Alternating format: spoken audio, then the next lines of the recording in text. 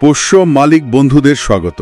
আজ আমরা বিড়ালের জীবন ওদের জীবনচক্র আর বয়সের সাথে সাথে ওদের আচরণে কি পরিবর্তন আসে তা নিয়ে একটু বিস্তারিত আলোচনা করব।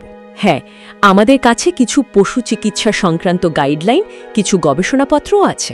ঠিক। এই আলোচনার মূল উদ্দেশ্যটা হলো আপনাদের পোষ্য বিড়ালটার জীবনের বিভিন্ন ধাপগুলো বুঝতে সাহায্য করা, কখন কেন ওদের আচরণ পাল্টাচ্ছে সেটা চেনা, আর অবশ্যই কিছু কাজের টিপসও দেওয়া। একদম। ভাবুন, আমরা দুজন ভেট যেন নিজেদের মধ্যে কথা বলছি, কিন্তু আলোচনাটা আপনাদের সবার জন্য। ঠিক। আলোচনাটা আমরা কয়েকটা ভাগে ভাগ করেছি। প্রথমে দেখব বিড়াল ছানার বেড়ে ওঠা, জন্ম থেকে ওই 1 বছর বয়স পর্যন্ত। তারপর আমরা কথা বলবো একটু বয়স্ক বিড়ালদের নিয়ে, ধরুন 7 বা 10 বছর বয়সের পর ওদের কি দরকার হয়। আচ্ছা। আর একদম শেষে কিছু টিপস থাকবে যা সব বয়সের বিড়ালের জন্যই কাজে লাগবে। তাহলে শুরু করি একদম গোড়া থেকে। হ্যাঁ, অবশ্যই। একটা ছোট্ট তুলোর বলের মতো বিড়াল ছানা, তাই না? ঘরে এলে কি যে আনন্দ হয়। সত্যি তাই। কিন্তু এই সময়টা প্রথম কয়েক সপ্তাহ ওদের ভবিষ্যতের জন্য যে কতটা জরুরি, ওই নবজাতক পর্যায়ে, তারপর পরিবর্তনকালীন সময়, আর বিশেষ করে সামাজিকীকরণের সময়টা, এগুলো ওদের আচরণ, ওদের পার্সোনালিটির ভিতটা একদম গেঁথে দেয়। এই সময়কার ভালো মন্দ অভিজ্ঞতা ওদের সারা জীবন থেকে যায়। একদম ঠিক। নবজাতক পর্যায়টা জন্ম থেকে প্রথম 2 সপ্তাহ মতো ওরা তো পুরোপুরি মায়ের উপর নির্ভরশীল। হ্যাঁ, চোখ বন্ধ, কানও বন্ধ, নড়াচড়াও খুব কম, শুধু টাচ আর স্মেল স্পর্শ আর গন্ধের অনুভূতিটাই কাজ করে। আচ্ছা। মায়ের দুধ, মায়ের শরীরের উষ্ণতা, এটাই ওদের জীবন। আর এই সময়ে মায়ের নিজের পুষ্টিটাও কিন্তু খুব জরুরি ছানার স্বাস্থ্যের জন্য। ঠিক। কারণ খুব অল্প বয়সে যদি মা থেকে আলাদা হয়ে যায় বা ধরুন অপুষ্টি হয়, তাহলে ওদের শরীর বা মনের বিকাশ সেটা কিন্তু সাংঘাতিকভাবে ব্যাহত হতে পারে। অনেক সময় পরে গিয়েও এর প্রভাব দেখা যায়। বুঝলাম। আর এই সময়টা কাটিয়ে যখন ওরা 2-3 সপ্তাহ পরে, হ্যাঁ, তখন আসে পরিবর্তনকালীন পর্যায়টা। এটা বেশ মজার সময়। ওদের চোখ ফোটে, কানের পর্দাও খুলে যায়, প্রথমবার ওরা পৃথিবীটাকে দেখতে আর শুনতে শুরু করে। বাহ। একটু একটু করে হাঁটা চলা শুরু করে, চারপাশটা ঘুরে ঘুরে দেখে, দাঁতও উঠতে শুরু করে। এই সময় মা তখনও খুব দরকারি, কিন্তু ওরা একটু একটু করে স্বাধীন হতে শুরু করে। আর এরপরেই তো আসে সেই খুব জরুরি সময়টা, সোশ্যালাইজেশন। ঠিক ধরেছেন, সামাজিকীকরণ বা সোশ্যালাইজেশন। এটা খুব খুব গুরুত্বপূর্ণ। মোটামুটি 2-3 সপ্তাহ থেকে শুরু হয়ে 7 থেকে 9 সপ্তাহ বয়স পর্যন্ত চলে। আচ্ছা। অনেকে অবশ্য মনে করেন এই সংবেদনশীলতাটা 16 সপ্তাহ পর্যন্ত থাকতে পারে। এই সময়টাকে বলে উইন্ডো অফ অপরচুনিটি, সুযোগের জানালা। একদম। এই সময়ে ওদের ব্রেন খুব দ্রুত শেখে। সামাজিক নিয়মকানুন, মানুষ চেনা, অন্য প্রাণীর সাথে মেশা, বিভিন্ন পরিবেশে মানিয়ে নেওয়া, সব এই সময়। তার এই সময়ে ভালো অভিজ্ঞতা হওয়াটা খুব দরকারি। ভীষণ দরকারি। যত বেশি পজিটিভ এক্সপিরিয়েন্স হবে, ভালো অভিজ্ঞতা, ওরা তত মিশুকে হবে, আত্মবিশ্বাসী হবে, নতুন পরিবেশে ভয় পাবে না। আর যদি উল্টোটা হয়, খারাপ অভিজ্ঞতা বা যথেষ্ট সুযোগ না পেলে, তাহলে ওরা ভয় ভয়ে থাকবে, ভীরু প্রকৃতির হতে পারে। নতুন কিছু দেখলে বা অচেনা জায়গায় গেলে খুব সহজে ভয় পেয়ে যায়। এমনকি বড় হয়ে আগ্রাসী আচরণের এটাও কিন্তু একটা কারণ হতে পারে। যারা ছোটবেলায় মানুষের আদর পায়নি বা হয়তো খারাপ ব্যবহার পেয়েছে, তাদের মধ্যে মানুষ বা অন্য প্রাণীকে ভয় পাওয়ার প্রবণতাটা বেশি দেখা যায়। তার নতুন মালিকদের জন্য এটা বিরাট দায়িত্বের সময়। কি করা উচিত তাদের? প্রথমত খুব আলতো করে কোলে নেওয়া, আদর করা, জেন্টল হ্যান্ডলিং। দিনে হয়তো 30-40 মিনিট, তবে জোর করে নয়, একদমই নয়। ওদের ইচ্ছেটাকে সম্মান দিতে হবে। দ্বিতীয়ত ওদেরকে ধীরে ধীরে বিভিন্ন শব্দের সাথে পরিচিত করানো। ধরুন ভ্যাকুয়াম ক্লিনার বা কলিং বেলের আওয়াজ। হ্যাঁ, ওগুলোই তো ভয় পায় অনেকে। পায়, তাই আস্তে আস্তে পরিচয় করাতে হবে। হয়তো ক্লিনারটা যখন চলছে, ওকে একটু দূরে নিরাপদ জায়গায় রেখে পছন্দের খাবার দিলেন, অভিজ্ঞতাটা যেন ভালো হয়। সেরকমই বাড়িতে অতিথি এলে বা অন্য কোনো গন্ধের সাথেও পরিচয় করানো ভালো। আর যদি বাড়িতে অন্য পোষ্য থাকে, ধরুন কুকুর, যদি কুকুরটা খুব বন্ধুভাবাপন্ন হয় আর বিড়ালের সাথে মেশার জন্য ট্রেনিং দেওয়া থাকে, তাহলে খুব সাবধানে কন্ট্রোলড পরিবেশে পরিচয় করানো যেতে পারে। কিন্তু সেফটি ফার্স্ট, বুঝলেন? অবশ্যই। আর মায়ের আচরণটাও কিন্তু ছানাদের ওপর খুব প্রভাব ফেলে। মা বিড়াল যদি শান্ত মিশুকে হয়, ছানারাও সাধারণত ওরকমই হয়। আচ্ছা। American association of feline practitioners বা AFFP তো এই সময় কিটেন ক্লাসের কথাও বলে, যেখানে ওরা অন্য ছানাদের সাথে মিশতে পারে নিরাপদে। ও, এটাও একটা ভালো আইডিয়া। হ্যাঁ, আর এই সময়ে ধীরে ধীরে মায়ের দুধ ছাড়ানোর প্রক্রিয়া মানে উইনিং সেটাও শুরু হয়। এই ভিত তৈরির পর্যায়গুলো পেরিয়ে ওরা কৈশোরে ঢোকে। ঠিক। সামাজিকীকরণ পর্বের পর আসে জুভেনাইল পিরিয়ড মানে কৈশোর। এটা প্রায় 2-3 মাস বয়স থেকে শুরু করে সেক্সুয়াল ম্যাচুরিটি মানে যৌন পরিপক্কতা আসা পর্যন্ত চলে। এই সময় কি হয়? এই সময় ওদের স্কিল বাড়ে, মানে শারীরিক দক্ষতা বাড়ে, আরও স্বাধীন হয়, খেলার মাধ্যমে শিকারের কৌশলগুলো প্র্যাকটিস করে, আর ছোটবেলার অভিজ্ঞতার উপর ভিত্তি করে ওদের বড় বয়সের ব্যক্তিত্বটা ফুটে উঠতে শুরু করে। কে মিশুকে হবে, কে একটু একলা থাকতে ভালোবাসবে, বা কে হয়তো একটু ভীতু হবে।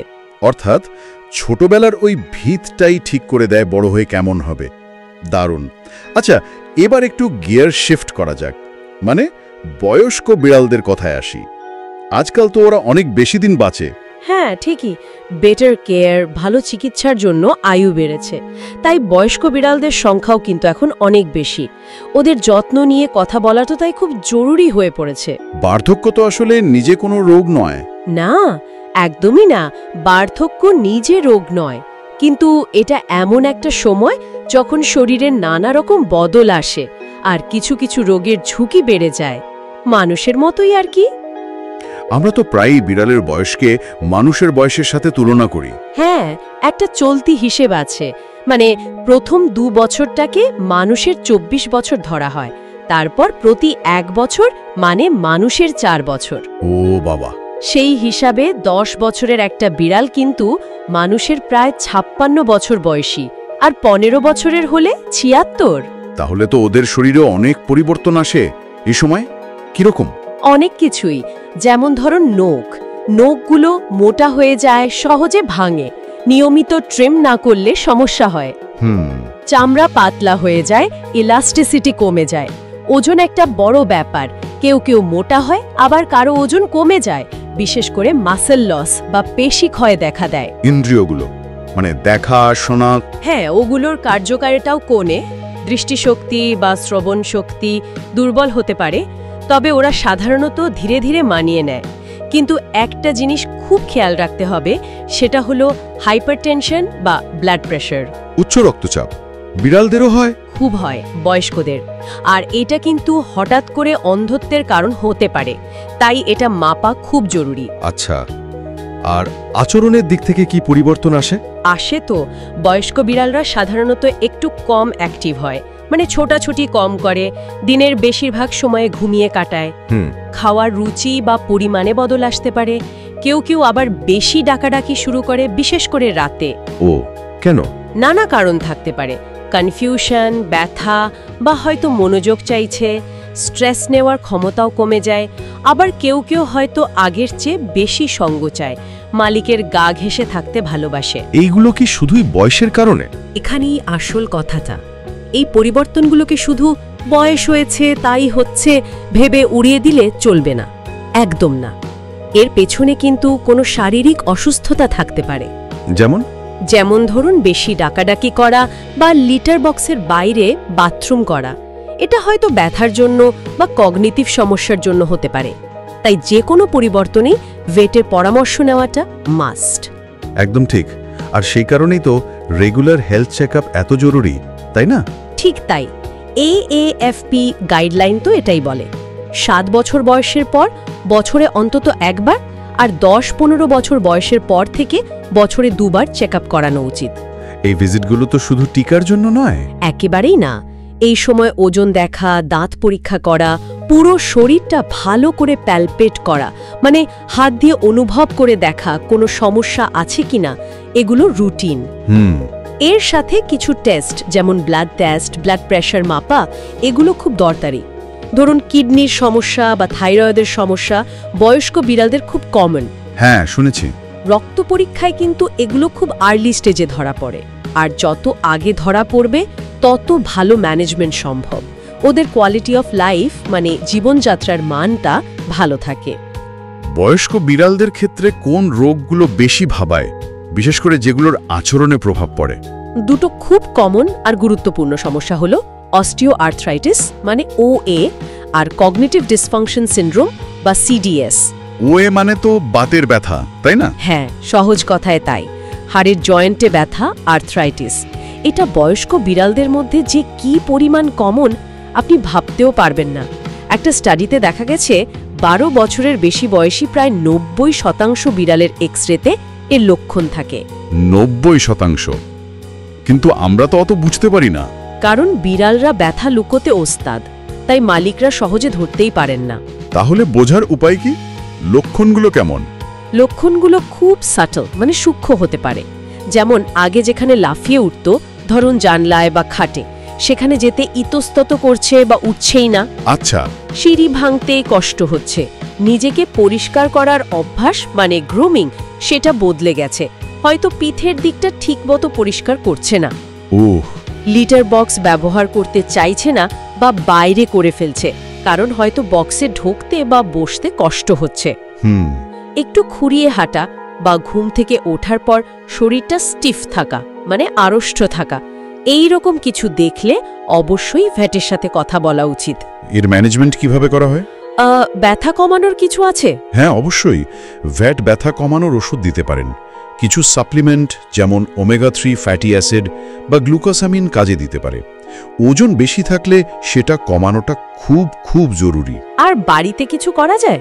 হ্যাঁ, বাড়িতেও কিছু অ্যাডজাস্টমেন্ট করা যায়, যেমন উঁচু জায়গায় ওঠার জন্য র্যাম্প বা ছোট স্টেপ বানিয়ে দেওয়া, খাবার জলের পাত্র একটু উঁচু করে দেওয়া যাতে ঝুঁকে খেতে কষ্ট না হয়, নরম বিছানার ব্যবস্থা করা। বুঝলাম। আর অন্য যেটা বললেন সিডিডিএস, ওটা কি? সিডিএস বা কগনিটিভ ডিসফাংশন সিনড্রোম, এটা অনেকটা মানুষের ডিমেনশিয়া বা স্মৃতিভ্রংশের মতো, ব্রেনের বয়সজনিত পরিবর্তনের কারণে হয়। এর লক্ষণগুলো কি? এর লক্ষণগুলো মনে রাখার জন্য একটা সহজ অ্যাক্রোনিম আছে, ডিআইএসএ।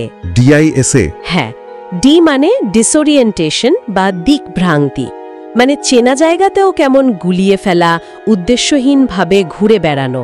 আচ্ছা। আই মানে ইন্টারঅ্যাকশন চেঞ্জেস, মানে সামাজিক আচরণে বদল। কেউ হয়তো খুব নেওটা হয়ে যায়, আবার কেউ নিজেকে গুটিয়ে নেয়।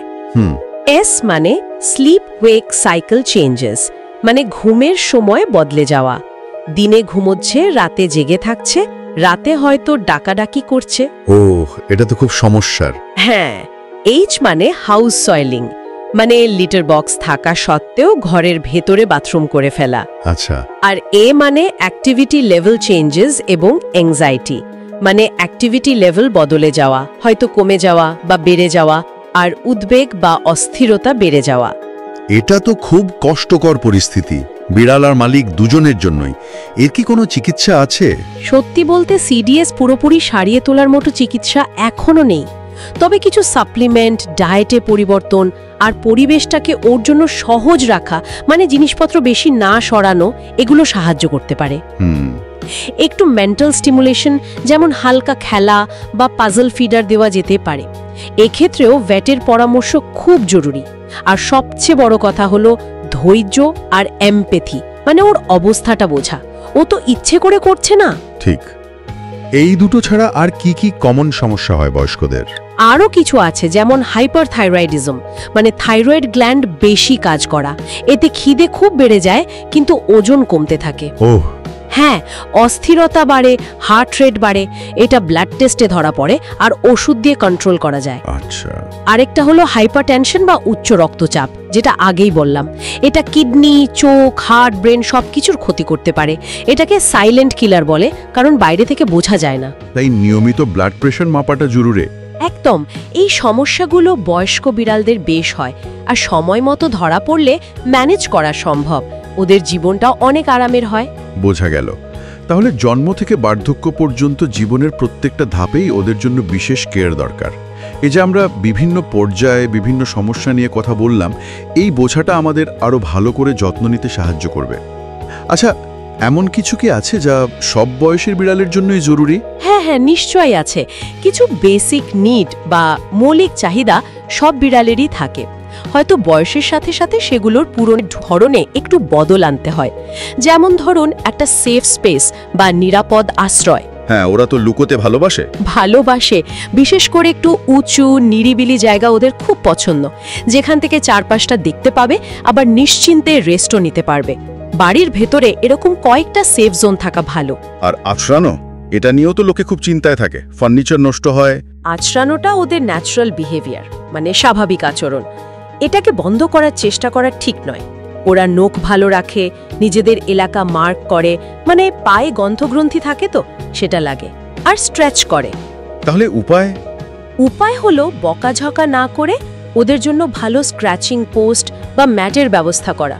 পোস্টটা লম্বা আর স্টেবল হতে হবে, মানে মজবুত হওয়া দরকার, যাতে ওরা শরীরটাকে টান টান করে আঁচড়াতে পারে। আচ্ছা, বিভিন্ন মেটেরিয়াল যেমন সিসাল রোপ বা কার্ডবোর্ডের পোস্ট দিয়ে দেখতে পারেন কোনটা ওর পছন্দ। আর খেলা কতটা জরুরি? ভীষণ জরুরি।